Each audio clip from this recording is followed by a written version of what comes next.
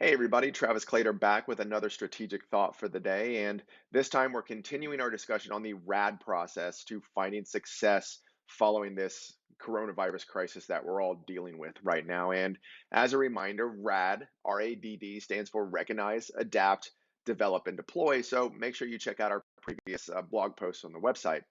So today we're talking about how we develop our plans during a time like this. And I know what you're thinking, how do you develop a plan during a time like this? But it is possible. Just follow our process. And we're breaking today's discussion up into two different videos because there is so much to talk about. So make sure you check out the previous post and then come back and check out video number 2 as part of the development process.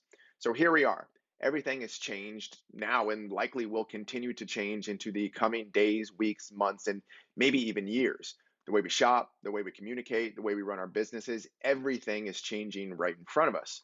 The good news on the communications front is this isn't atypical for strategic communications plans. Things change all the time, and we adjust and develop new plans all the time to work within the situation that we're given. So the tricky part now is understanding exactly what has changed, so that way we can create and develop these strategic communications plans to lead us towards success.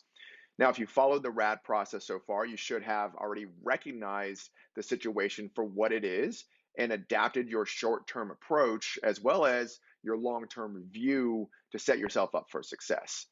Now, again, today we're just hitting on the top line items from a development process. So make sure you check out the blog for more of the details. But here are some things to keep in mind. First, don't reinvent the entire wheel. If you've followed the RAD process so far, you've had to adapt quite a few things to this point, but don't start from scratch if you don't have to. Use what you can from your existing plans, as some things will still be applicable. You don't have to change everything. For instance, what your audiences, internal and external, expect from you has likely changed to this point. Even how you communicate with them has likely changed to this point. But those specific audiences are likely still the same, or you may have even gained some additional audiences through these efforts. So build on what you have or what you had, but build with the adapted mindset that we've discussed throughout this process. Use the tools that exist, but plot your course based on these new ideas and the recognition of the situation for what it is and where you need to go.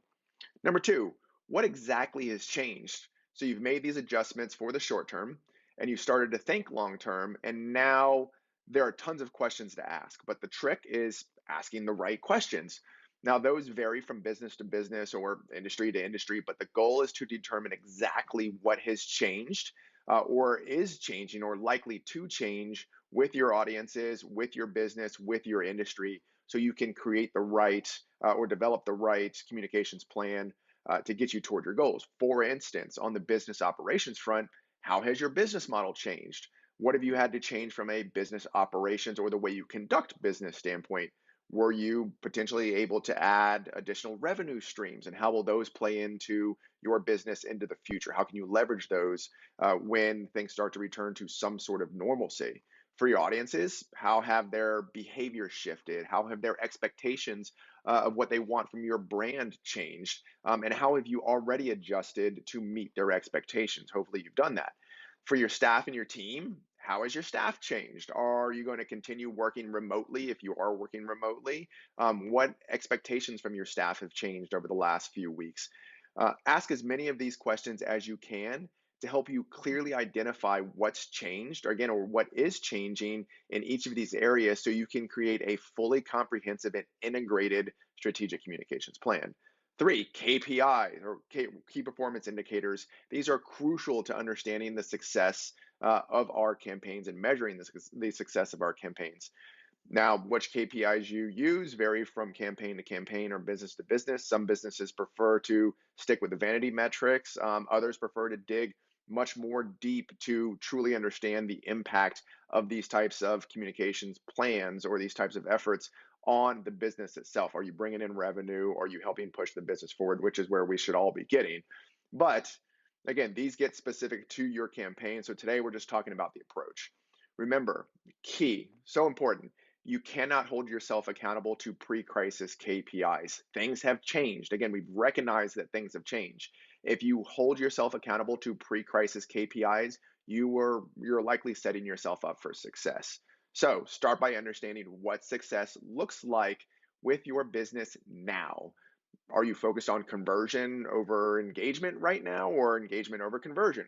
Where do you realistically think you need to be in 3 months, 6 months, 12 months to consider it a success? Again, but be realistic. Do you need to add other KPIs based off of what you were doing before, and then what your new reality looks like now? This is going to be an opportunity to think strategically, and likely it's going to be a combination of all these KPIs, but it's something that we really need to think about and think realistically about. You need to determine what metrics work specifically for you and your business and the position that your company is in right now, and given the new reality that we have recognized and adapted.